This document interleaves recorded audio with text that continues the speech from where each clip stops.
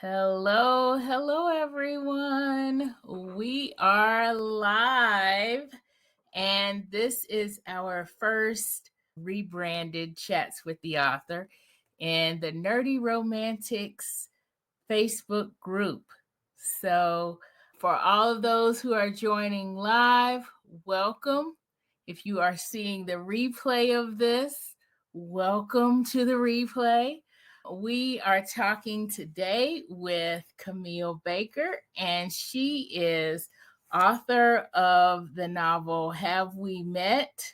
She's earned a bachelor's degree in finance from the Ohio State University. I believe that's how they say, right? There she took sign language classes for fun and wrote stories during business classes that didn't hold her interest. I've done that before. And after graduating, she completed the interpreter training program at San Antonio College. Camille now resides, interprets, and writes in South Chicago. For more information, you can visit her website. It's CamilleBaker.com, and I will put that up a little bit later in the broadcast. One thing I want to let everyone know is we are on a platform called StreamYard. And in order for me to see if you are, for your comments to be shown during the stream, you have to give StreamYard permission to do that. And so you can go to StreamYard.com/Facebook. It is a one-click thing, but you have to do that because of Facebook's privacy policy. So let's bring Camille on.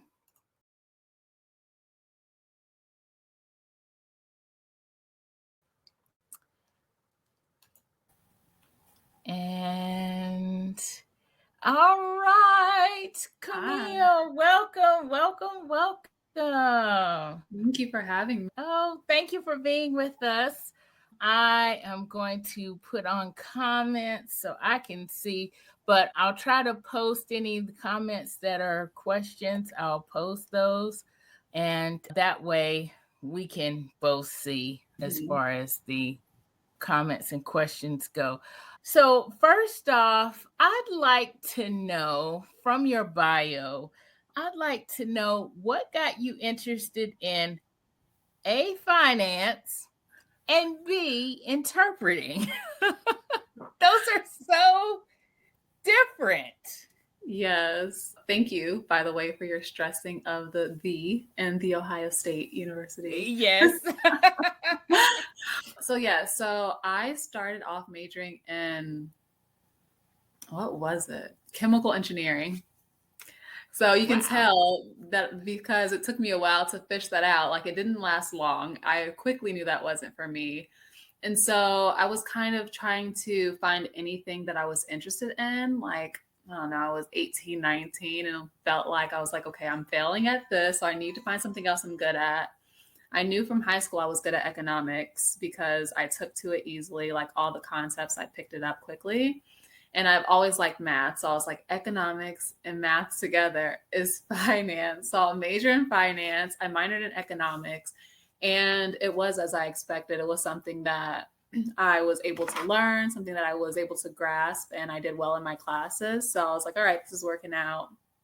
But it wasn't like exciting or anything. And I always wanted to learn sign language. So Ohio State offered like sign language classes, but it wasn't a major or anything. Okay. So I took it for fun.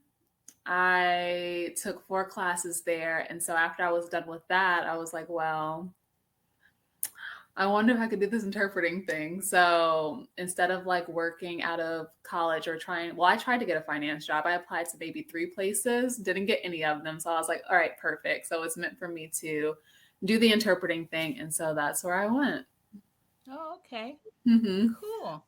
And so is that why you have in the book, is that why you have the finance, a main character? She has a finance degree.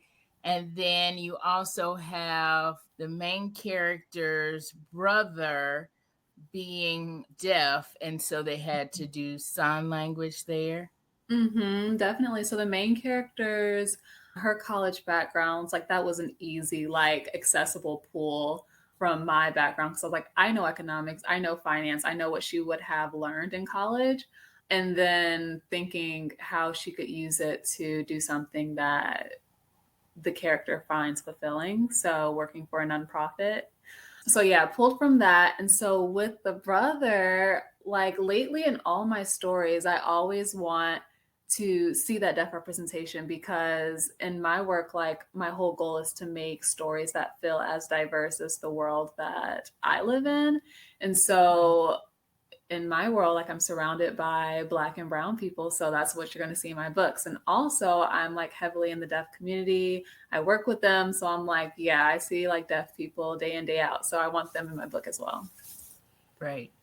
And so that kind of brings me to, I guess, a question that I had gotten earlier, or, just kind of elaborate on what made you want to do. Was it a conscious effort to make your characters diverse, not just diverse with racially or with differing abilities, but what about diversity? I've noticed that you have a character who's non-binary, you have a character who is bisexual, and a character, I believe, who is a lesbian. So, talk a little bit about what your thought process was behind creating these characters and making sure they were so diverse. Yeah. So for this book, I wrote it like the first draft I wrote during NanoWriMo. So I remember I was juggling between two different ideas, and this one was like, oh, I wonder if I could pull this off. And so, like a few days before Nano, I was like, I'm going to go with this. Let me see how far I can plot ahead. And so I sat down and like consciously like thought about the book and was like, okay, let me see. And just thinking about it, I was able to get the first maybe fourth or a third of the scenes, so I could see pretty far ahead, which is pretty good for me because sometimes I Yeah. will like pants the whole book. So seeing like a third of the way into it, how I wanted to go, I was like, oh, this is exciting. And so I got in, I want to say I thought about the main character at least, right? Thought about the main Yeah. character, got the names down. But other than that, when like I was introducing people on the page, I didn't really think twice about what they were. Like it was just so quick because with Nano, you just have to keep moving.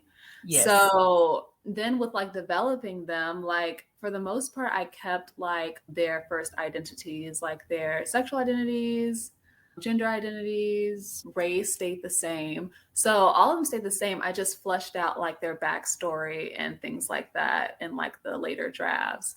So, but when like thinking back on the character and the cast, I'm like, well, this seems like true because it's similar to my group of friends. So it wasn't like it was coming out of nowhere, which is coming from my past experience in the group that I surround myself with. Right. Hmm. Okay. Cool. Yeah. So you are writing what you know, but Yeah, it for it sure in just this happened. one. Yeah, yeah. Hmm. And this may kind of be jumping the gun, but I'm thinking about the characters, and I'm thinking, because this is your debut novel, is this going to be part of a series? Because I noticed at the end, you know, the app is shared. Hmm. It is shared. And so it is a series, or, one of those like it's a series, but can also stand alone. So yeah, the next book will follow someone. Can I say? I can say, right? Yeah, you could It doesn't say. spoil anything, I don't think. So yeah, the next one Okay. follows a character Tawanda who we meet in the first one. And sequels are not easy, Yes, they are not. So I thought like when I was in the middle of writing Have We Met, like I had written the first draft, I was waiting to revisit it and write the second draft. And as I was trying to replot it and rework it for the second draft, I remember thinking like, if Tawanda gets a story, then I imagine it being like this. And I had so many ideas. And I'm like, oh, this is going to be so much fun to write. But I was like, wait, Camille, you have to finish the first book first, right? And get that one out. Right. So I focused on the first one. I still had all my notes for Tawanda. And so when it was finally time to write her book and I got her notes out, I was surprised and shocked and disgusted to find that it was not easy. Not at all. And and are you even thinking about necessarily going past that second book and maybe doing more, or have you even thought about that? Or when I was like struggling with Tawanda, I was like, I'm never doing this again. Like I told my friends, like, remind me that I'm saying this because I'm sure I'm gonna want to try, and tell me not to because I hate this. Yeah. I think part of the reason as a writer, I will tend to like write a book in a certain genre and like the next one I'll do something totally different. So having to like stick with this genre, stick with this world, it was like kind of restricting in a good way, in a challenging way at sometimes, you know. Right. But as I finished like Tawanda's book, because it's finished, we're in copy edits now. And so as I finished her book, I was like, I know who would get it next and I know who they end up with. And I'm like, but no, but no. So it, you know, the door is open, but I have strong doubts that it will be utilized. Yeah. Well, I mean, it's good that you're writing them as series but standalone, so then these same characters don't have to necessarily have an arc, which is what my issue is right now. But you did talk about staying with the genre, and I was actually going to ask you about the genre. So what made you think, what made you want to write a romantic comedy? And is that where you wanted to go? Is that how you wanted to start? Or was it just the story and you had to figure out where the story is going to go in the bookstore? Yeah, that's a great question. When I like started writing this at Nano, I think I set out to write a romance in general, right? I don't think I classified it as a rom-com. I knew like there was always going to be like that humor there, but I didn't know if it was going to be like, you know, rom-com, but contemporary romance for sure. So that's what I went forward with. And then when I was querying, I got my agent with this book. And then when it was bought by my editor, Alicia, she saw like the women's fiction elements in it. And actually, rewind a bit, when I was like trying to figure out querying and stuff, I got some feedback that like, like, yeah, I'm seeing like the romantic elements, but I'm also seeing women's fiction come through because it takes a while to meet the love interest. Yes. So that was like a big like tell for this person. I was like, oh crap, I don't know what it is at that point. So I was like, well, I'm just gonna go with it. Maybe someone will tell me what it is, right? Yeah. And so my editor, fast forward, my editor saw like women's fiction elements, and it wasn't a bad thing for her because for like the Lake Union imprint, they tend to be a mix of two different genres. So like the romance and women's fiction mix was what they were looking for. Yes. So editing with her added more scenes with like the friends, just more scenes to like flesh out those women's fiction elements for sure. So yeah, so now it's like contemporary fiction, I guess, women's fiction. Yeah, I would consider it. Yeah, I would kind of consider it romantic women's fiction. Mm-hmm. That's good. Yeah. Yeah. So, and you talk about, you know, you want to stay, or it's hard to stay in genre. Are you thinking about going out after Tawanda or after the next story? Are you thinking about going totally outside of genre? And what do you mean by I don't want to stay in the genre? Are we going to see a sci-fi author next? Sci-fi Camille? If I could pull off a sci-fi author, no way. So it'll definitely be contemporary. And I feel like all my books, like even if like the genre changes, like if it stops, because if it stops centering only women, like if we expand it and if it goes back and forth between like, you know, the two love interests, fine, romance. But if we expand it and like have more than like two perspectives, then that tends to like disqualify it from women's fiction, right? Because if you have like a male's perspective, like it's not women's fiction. So in that case, it'll be like contemporary fiction, broad, or book club fiction, like something broad like that. But inside of the book, like it still has the same elements that I tend to revisit, like grief or found family, a love aspect in there, things like that.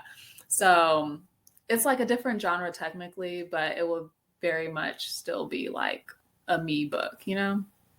Right. So I'm going to put a question for the group.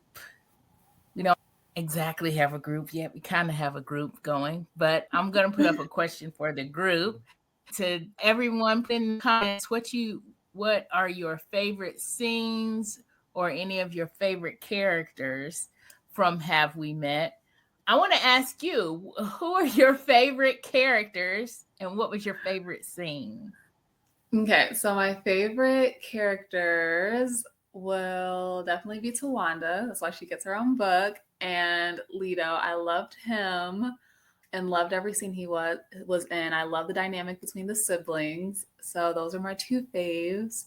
And favorite scene, for a long time it was the hair scene. So I'll go with the hair scene. Yes, the hair scene. Yeah, I know. I loved it. I was like, why did I cut off all my hair? Sometimes now I want hair. Flipping through my book and I'm like, I'll read this scene again. You know, that's like a scene like I'm happy to revisit. I'm like, so cute. Exactly. Oh, yeah.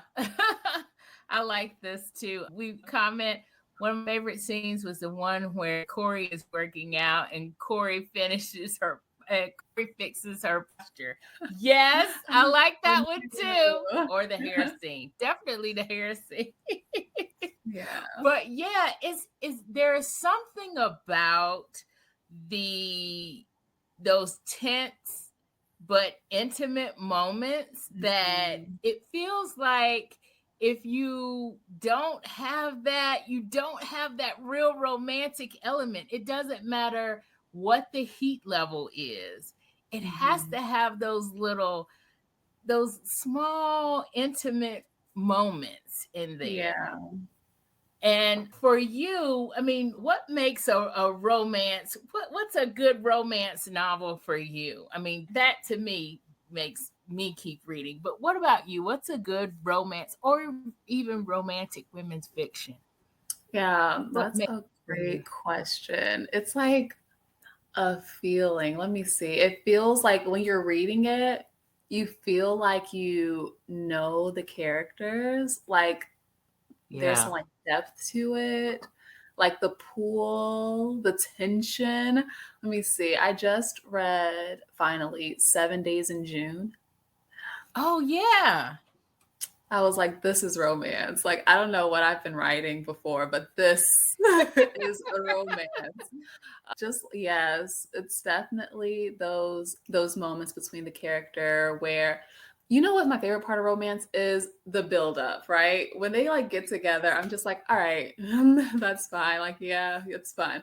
But for me, it's like the buildup, like when they're trying to figure it out, they're trying to fill each other out, if they like each other, those scenes that really like cement their relationship together. Like that's my favorite part of romance. Right. Mm-hmm. And I would agree here that the Corey working out and Corey fixing her posture, that's one of those build up kind of moments that feels like to me. It's one of those moments where it's like, oh wow, they're figuring each other out. You know, they're just and they're both just in their elements at that point. Yeah, those are my favorite scenes to write too. Like finding out like those moments that the couple share and writing them, like those are the best. Oh yeah. So now that we're talking about favorite scenes, what about tropes? Do you have any favorite tropes? I do. I love hate to love. I can't escape it. And so I feel like I haven't had an idea that can pull it off yet. So what ends up happening in my writing is this like a sort of annoyance to love. Like I think it came out in like in Have We Met, because they start off and they're kind of like meh towards each other. They kind of don't gel right away. So it was kind of like a to love, right? One day I am going to master a true hate to love. But until then, you know, I do like annoyance to love. I used to really like fake dating tropes, but yeah, I don't know. I'm still waiting for one to really bring me back to my love to fake dating. Yeah. I still read it. I still like, oh, okay, fake dating, but I'm still waiting, you know, for a true fake dating knockout, because I used to like really be close with fake dating. Right. Recently, Grumpy to like Sunshine, like those two pairings. Yes. That's like been a recent. It's coming up in my ranking. Grumpy Sunshine, Chloe Brown. Yeah. Yes. That's the first one that comes to mind, most recent one that comes to mind. I love it. I love it. Oh, okay. We have another, the moment when, hold on, let me show it.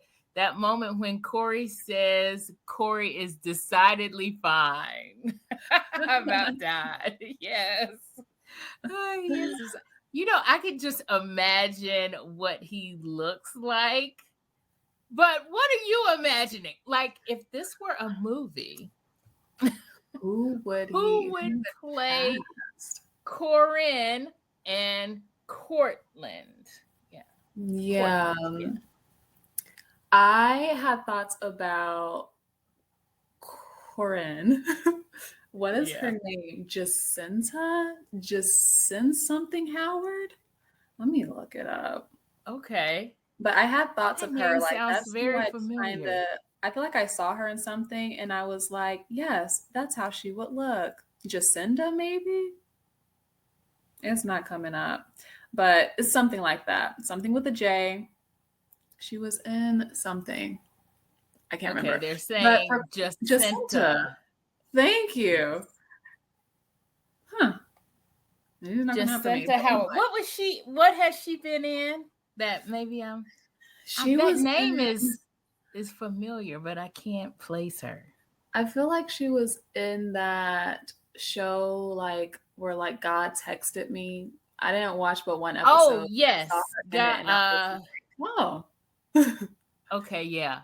God friended me or something. Yeah, and I feel like she was in something popular recently, and I was like, oh, look at you! Like, you'll never be in my show now because you're too big, you know. Oh no! But for Corey, I never got anyone.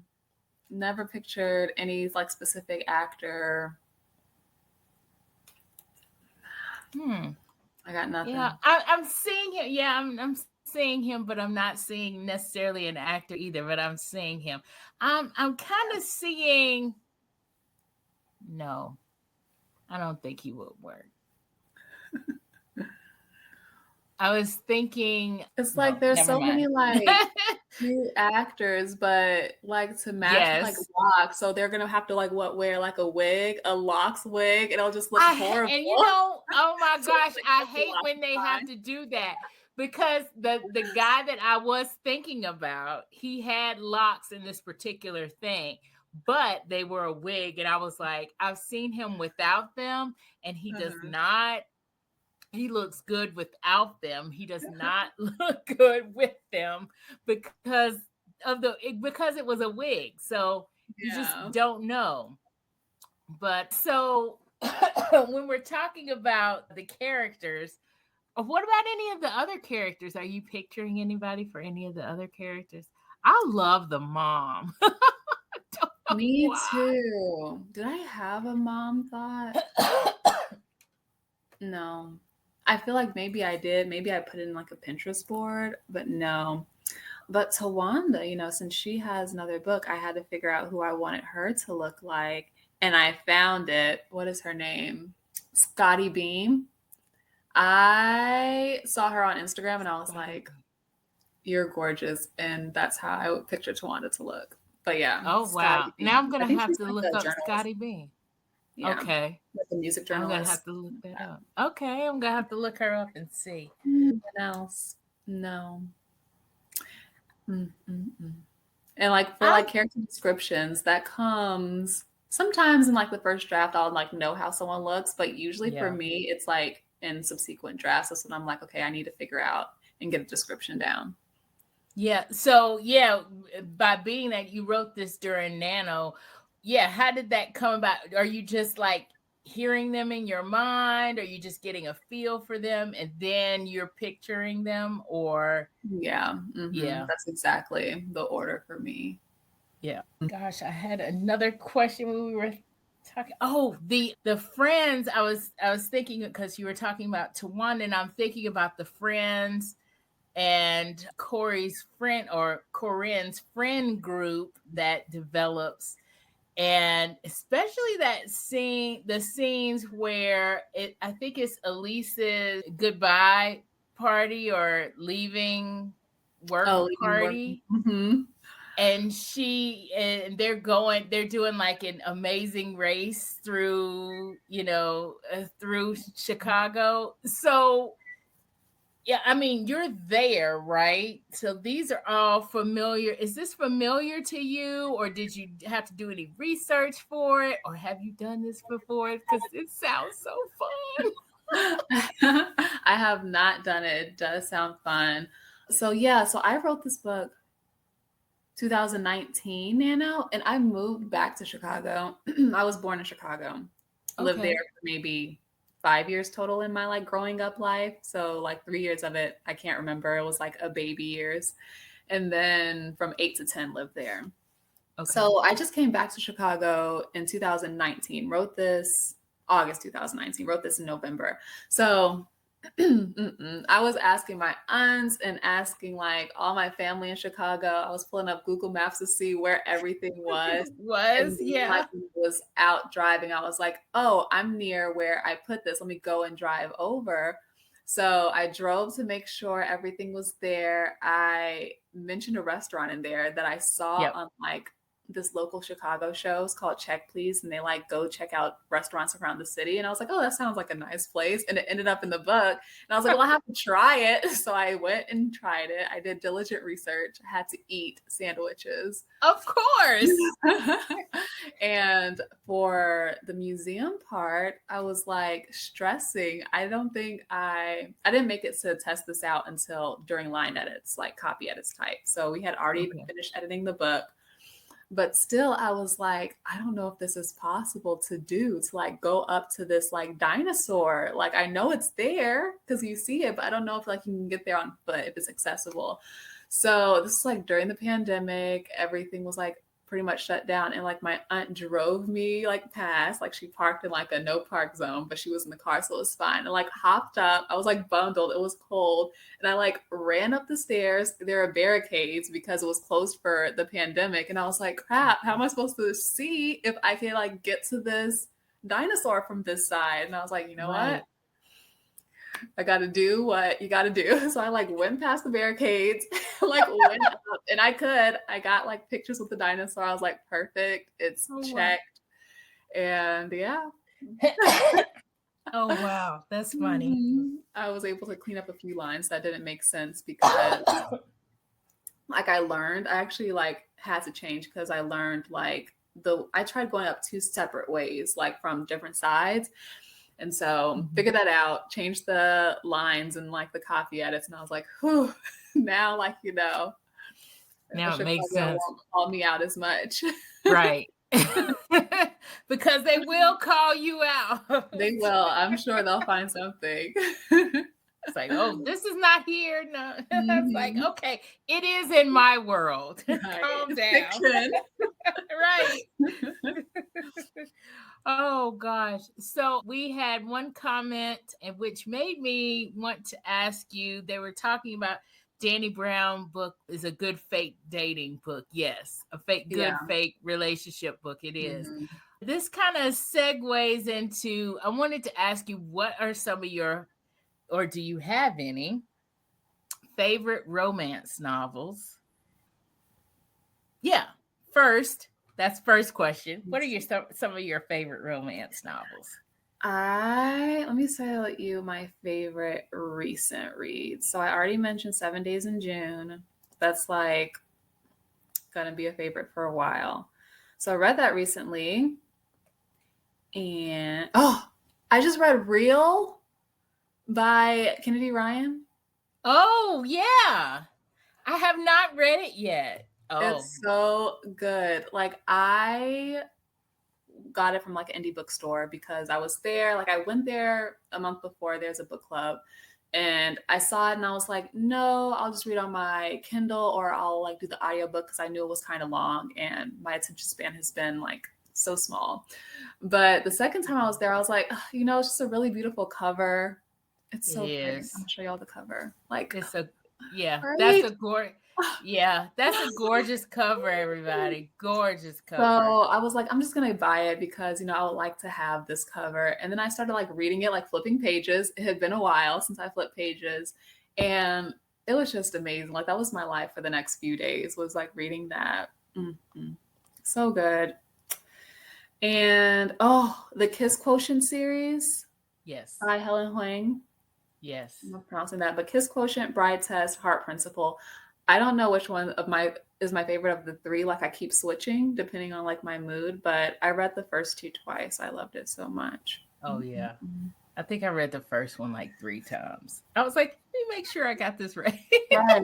So good. I just loved it. It's so good. Yeah. So yeah, Talia Hibbert is like a favorite of mine. I love her whole Brown Sisters series. What else did she do that I loved? I don't know. I've been working my way through her backlist, and I basically like love everything she does. Yeah, I started with her. I started with Chloe as well, and the Brown Sister series, and then she has this series, Ravenswood series, A Girl Like Her, and I think there's like 4 books in that series. So I started reading that. And then she's also been, I guess these are like some of her indie books that she's been redoing the covers on. And every now and then she'll redo the cover on one and she'll put it out maybe on sale. And I'll be like, oh, I didn't know she had that one. And so I'm one clicking it. And I'm like, oh, I love everything she's done that I've read so far. She's been working and writing Alyssa Cole's Princess series, the second one, A Duke by Default, favorite of the series. The whole series is good, but that's my favorite. Alicia Ray, she like wrote like new like cartoon cover like romance, right? Those ones like had a lot of publicity or whatever around it. At least I saw them a lot. But her series before that, like the Forbidden Heart series or whatever. Okay. There's 3 books in there, and the second one, like, Hate to Want You. I don't know which one it is, but the second one. Okay. My favorite of that series. Oh, so good. Yeah. What favorites do you have? I just well, I'm totally Talia Hibbert. I will have to say if it depends on what my mood is for heat level. Yeah. That's true. Yeah. If I want something steamy or maybe a little bit more than that, I'm going with Sierra Simone. She has a little bit of a dark streak. Yeah. I only read one of hers and I just read it, Sinner. The second one. I skipped Priest and went to Sinner because my friend was like, just go straight to Sinner. And I was like, okay. Yeah, that series, I'm in that series now. I'm reading that series now. I had started reading her Thorn Chapel series, A Lesson in Thorns and everything, but I was reading it and I was like, I want more. And she had only had out the first one and didn't have out the second one yet. And so I said, okay, I got to put this down. And then I started reading Talia Hibbert and I got distracted. But, if I want something that kind of heat level, I also like Shayla. I think it's Shayla Black. I haven't read anything by her. Now I've got to go back and look and see if it is Shayla Black. But I listened to her series. It's More Than series. It's called More Than. And like the first book that I listened to, a friend had actually told me about it, was More Than Love You, I think. No, not More Than Love You. That was book 4. More Than Crave You, I think. I think that's the book. And I started with that book, but that's actually book 4 in the series. So I had to go back. And so I was like, oh, I need to go back. I need to listen to, but I listened to all of those books. And partly the reason I listened to them is because of Christian Fox. Is that the narrator? Yes. Or the, yeah, he's nice. Nice and out of my budget, but yeah, nice. But yeah, I'm kind of on the romantic comedies are my romance novels, but then I'm also like reading a lot of women's fiction too. And my all-time favorite author as far as women's fiction goes is Jennifer Weiner. So I've been, catching up on some of her stuff and reading some of her stuff lately. Yeah. I am a mood reader. So like depending on my mood is what I'll read. But like no matter what my mood is, if I'm like not in the mood to read anything, I'm like between books, like I can always pick up like a romance book. And so I have Kindle Unlimited. And so that's great for a lot of like indie romances. I love Katrina Jackson. She's like, anytime I want to read something of hers, like it's always enjoyable. But yeah. Yeah, I think with romance, it's like it always fills that gap. It's good to just have it there, but also if you're not even sure what you want to read, but you want to read something, just pick up a romance novel. Yeah. You will never, a good romance novel, you will never be disappointed. And again, for me, it's about heat level. When I want a romance novel, it's about heat level, and it's about what mood am I in? Am I in a sweet mood, or am I in a steamy mood, or am I in more of an erotic romance mood? Usually I'm in that zone where it's like maybe sweet but maybe steamy. I'm kind of but closer to steamy, like maybe 1 or 2 scenes. But I will say writing steamy scenes is hard. I see why people don't do that. It is. So reading romance, like I am okay with any steam level. Like if it's a lot, I'm like, oh, okay, cool, interesting. And like I really enjoy it. But writing it, like I wrote out all of the sex scenes that are like alluded to in the book. Like I wrote them all out. And they were gonna be in the book. But my editor for like the women's fiction, like romance blend, it's for that like imprint, it's more like bring it down. And I was like, that's fine, this is my first book, so my family will probably want to read it. So you know what? Yeah. Maybe I'll like bury the lead. And then when they stop reading my books, that's when right. I'll pick it out. But that's another thing. So, what is the perception now? Now you have this debut romance novel out there, or you have this debut novel out there. So we have in our group, we have mostly readers, but we have a few who are also authors. So what does that look like? Let's talk just a little bit about the publishing process and how that affects you. So now that, well, before like I started publishing, just writing with the goal of like getting published, like that was fine. I just wrote based on whims, whatever I wanted to write. So now, like under a publishing contract, like I was locked in for the second book, right? So I wrote Tawanda's. And so figuring out what I want to write next is more of like a thought about publishability than it was before. I mean, I guess I was thinking like, oh, would an agent want this? But not really, because agents don't really want most of the things that I had written. So at that point, it was like, fine, I'm just going to write what I want. And so I feel like I do need to try to keep that mindset as much as possible, just write what I want. And, what works out will work out. And what doesn't, we'll put away until you can hopefully bring it out later. But yeah, it is different. I remember like sitting down to write, maybe it was revising like Tawanda's book. Like I would sit down to write. I was on like the couch, sitting with my grandmother and just like writing like usual. And I was like feeling like pressure. I was like, why do I feel chest pressure? Like, why Oh am I gosh. like feeling like I'm not breathing in deeply enough? So I like sat my Right. computer down, like walked around the house or whatever, and just like got something to drink or food or whatever and just like set it aside. But I'm like, this is interesting. Like, is this writing anxiety? Because I don't like it. I need to like nip it in the bud because that's not a relationship I want to have with writing. Yeah. Mm-hmm. And is it because like now you kind of have like I'm assuming they're giving you deadlines now. Yeah, So I had deadlines, but deadlines, schmedlines. They're good. But I was like, I asked for an extension for the first like turn in. Like, it's just what I need. So I'm okay with asking for more time, which is good. But yeah, deadlines do add some pressure to it.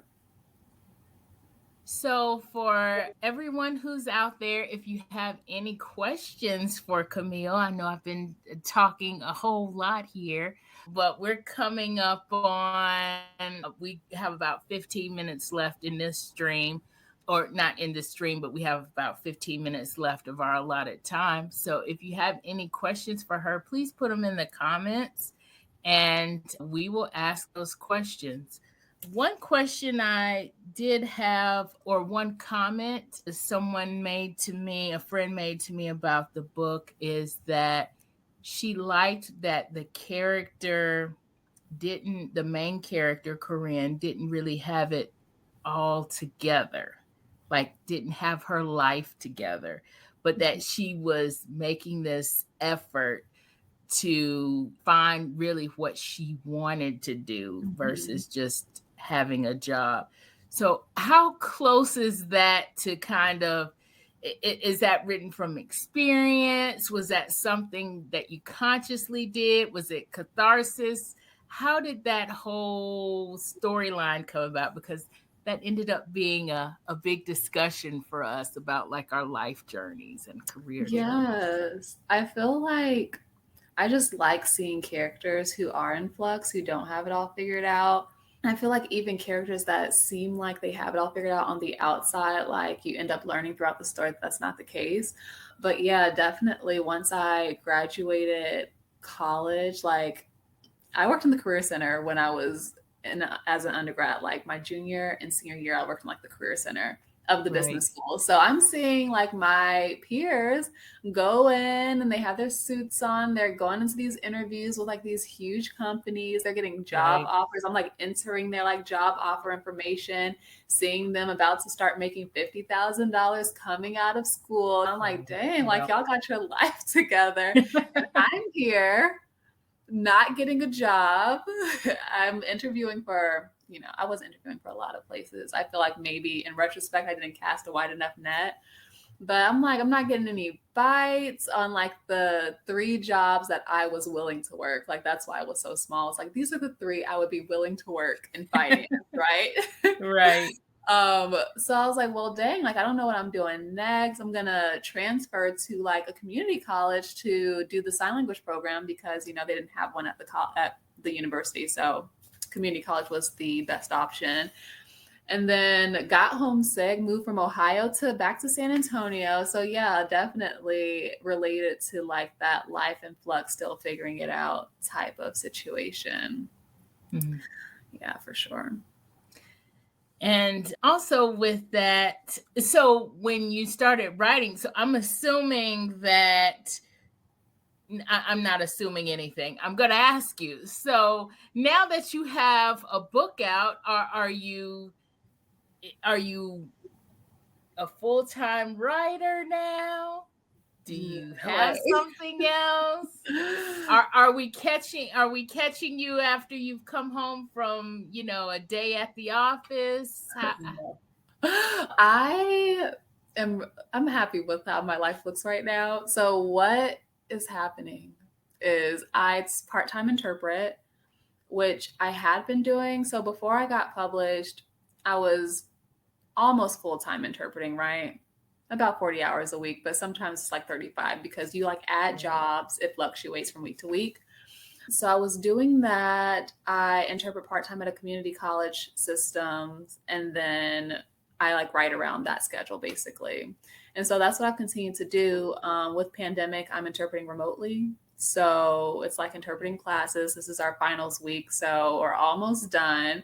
So like literally today, I log in on to the class, to interpret, and all I interpreted was like, log into your test, like you have 3 hours to take your test, and here's the passcode.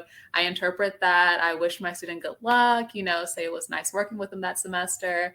And then like, that's it for like that 2-hour class, right? We're done in 5 minutes. And so for the rest of the time, I'm like, oh, okay, I can use this time to write, which I didn't end up doing, but I could have. And then like, I just write around it. Yeah. So part-time writer, part-time interpreter.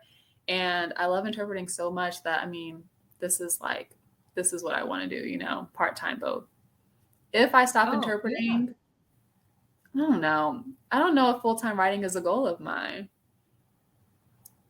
Yeah. If I do full-time writing, it's only because I'm taking a break from interpreting because I'm out of the country for a few months or something. Oh, okay. Yeah.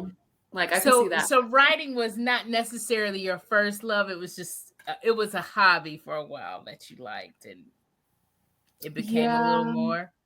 I always like wrote stories like growing up and everything, but I never like had the goal of like writing books until the summer after freshman year of college. I remember because I went home to San Antonio, tried to find a job.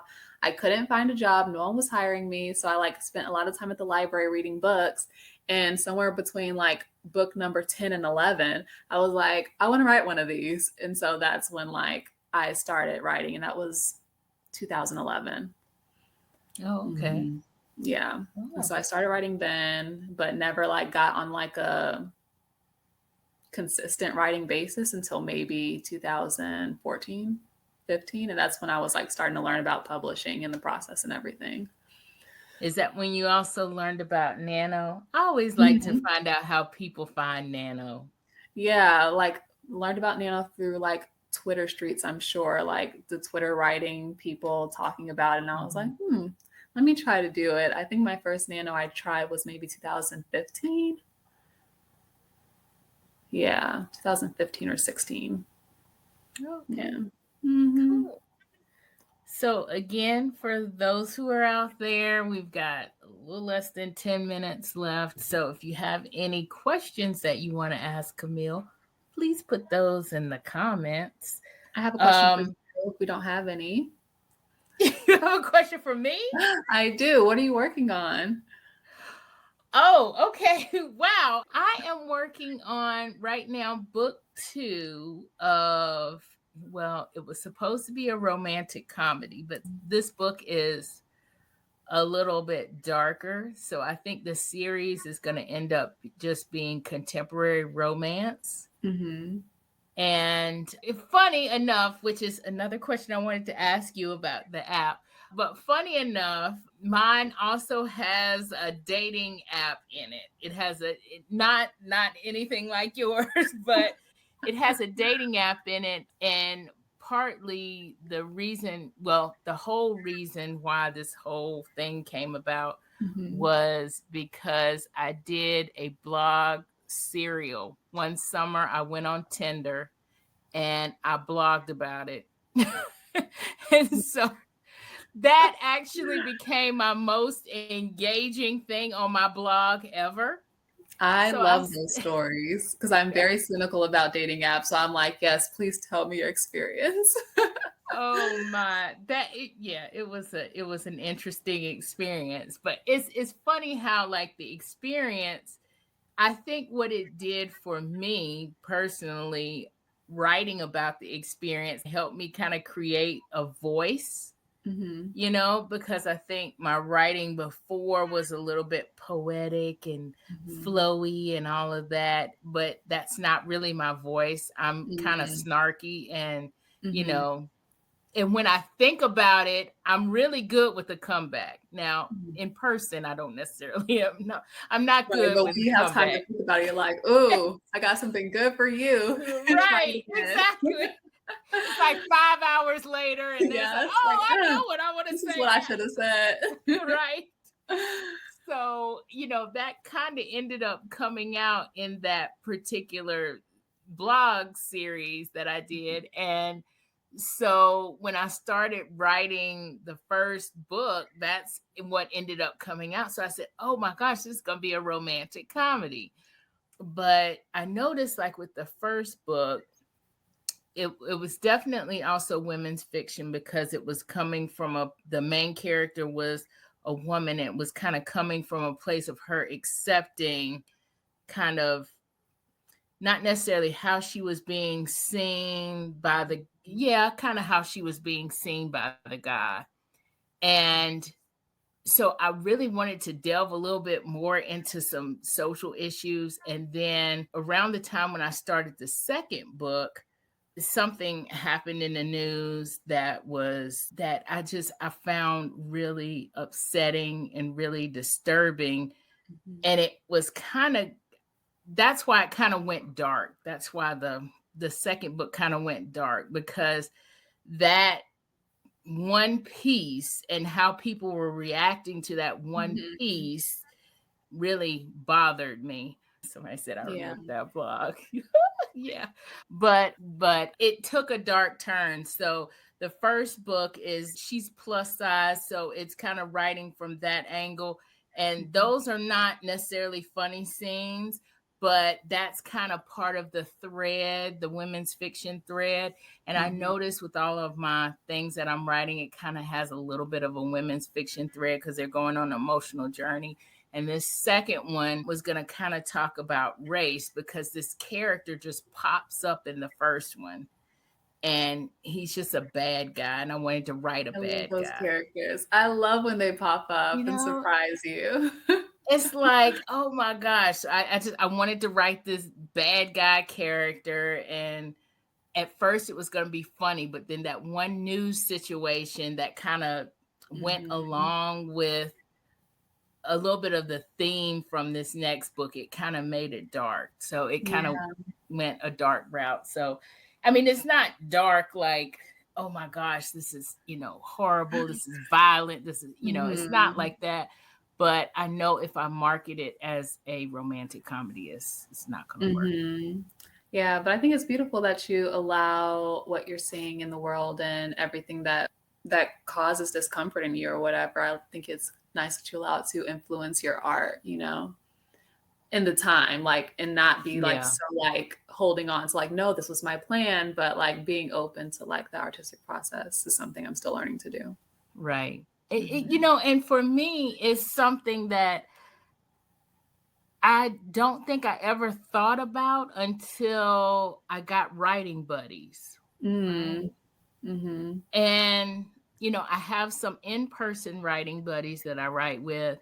And when you just start talking about, you know, what you're writing and you start talking about things, it's like, wow, I need to look at this in a different way. And then when they're talking about what they're writing about, it's like, oh, that's an interesting way of looking at that. And then you look at your own stuff and you're thinking, oh, I could look at this in a different way. So I have some in-person writing buddies. Of course, of, you know, the pandemic is kind of squashing that. We just talk online. But I'm also part of the Women's Fiction Writers Association, which they have a daily, sometimes twice a day, where they write, where they do a virtual write-in. So it's like a Zoom call where you go and you write in. And so, you know, it kind of is forcing me to think about what can I glean from the world, or how is the world influencing my writing? And I've never thought like that before. Mhm. So it's new for Yeah. me too. It's new for me too. But somebody said, I remember that blog. I'm like, oh my goodness. I'm gonna That was go a nice read that blog after we're done here. It's still up there. It's still on my website. It's on my website, and actually is the whole series is bookmarked because it was like the most popular thing. And I wasn't actually talking about specific instances because I didn't want to put it out there and somebody says that was me Right. and get mad. Yeah. Why is she writing about me? Like whatever. So I was like, okay, I'm not gonna do that. But people actually had feedback on it. But someone said in the comments, I don't have any questions, but I do want to comment that I've really enjoyed this discussion. Great conversation and energy. I think it's because we have a great guest here, Camille Baker. You are an awesome guest. Thank you. You're a great host. Thank you for figuring out the system and everything and inviting me. Yes. Oh yes, of course. Anytime you have to now because Talia was here for, I think we did something last year, and she was here just like chatting back and forth because of course she's on a different continent. So it was we couldn't really do this, but at least her author page is still in the group. So you got to stick around in the group. Hang out. Oh yeah, of course. I can't wait to be involved. Y'all will see me. I only go on Facebook to like check my group, so I'll be on. Yeah, that's usually what I do. I go on, I check my groups, I hang out with my groups, and then I'm out. I love Instagram, even though I don't post a lot. I just stay on Instagram. I love pictures on Instagram. Yeah, I like just starting into Instagram maybe a year ago, but it's so easy to like, I have a timer on my phone. So 15 minutes will cut me off. So I'll give myself 15 minutes. I'll scroll all hard as much as I can. I'm just like, I like it. I like to see it. And then then it's over. I'm like, okay, that was a good jolt of, other people's life. Right, exactly. Mm-hmm. So I don't want to take up any more of your time. I'm glad you were able to come on with us. I am going to put up Camille's website again. And now that we're talking about Instagram and social media, are your links on there on your website? Yes, they're on my website. I'm mostly on Instagram and Twitter. And yeah, that's where you can find me. All right, cool beans. Anything else you want to tell the masses? Oh boy. No, just thank you for reading my book. I appreciate it. And yeah, thank you for having me. All right, great. Hi, isn't it great when you find awesome reads like the ones on this episode? If you liked getting these book recs and want more, then subscribe to Nerdy Romantics newsletter at ymnelson.com/subscribe. Nerdy Romantics newsletter not only has nerdy and romantic recs, but sneak peeks and exclusives of my spicy nerdy romances and love stories. I love talking about sci-fi, superheroes, fantasy, and romance, books, movies, and shows with my friends. So share this podcast with your nerdy romantic friends. Thanks for listening and for watching.